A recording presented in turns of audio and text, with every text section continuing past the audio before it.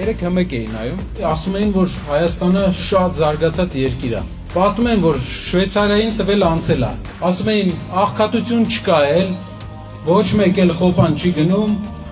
երկիրը զարգանում է ու մեծանում է, ասում է։ Մենք ուղղակի չենք զգում դա։ Հմեկին, որ նայում ես, տեսնում ես, որ ոնց որ ամեն ինչ լավ է գնում։ Էլ խենք սենց տանջվում մենք։ Խեա միլիոնավոր հայեր սենց ցավում իրանց երկրի համար։ Հետո անջատեցի մեկը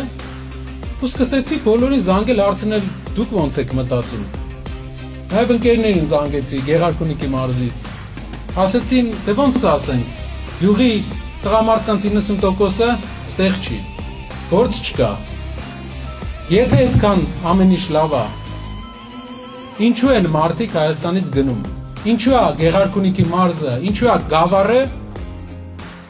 այս ամեն տարվա սկզբից հազարավոր տղամարդիկ գնում։ Վոլգոգրադում երևի հայերի մեծ մասը ում գնում է Գավառից է։ Բոլորը լավ գործով, բանով, բայց հայրենիքի հանդեպ կարոտով։ Ուրիշ քաղաքներում է նույն բանն է։ Ձեր շրջապատում կա մարդ, ով արտագնա աշխատանքի բարեկամ չունենա։ Գործարանները երկրում քանդվել է, մարդիկ ստիպված են եղել գնալ դուրս աշխատեն, որպեսզի իրենց ընտանիքը պահեն ու փառք Աստծո պահում են, լավ պահում են, հնարավորություն տալիս են։ Բայց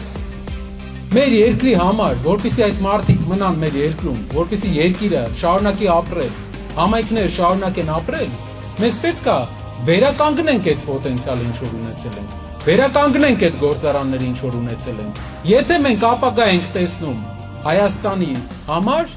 մենք պետք է աշխատատեղեր ստեղծենք Հայաստանում։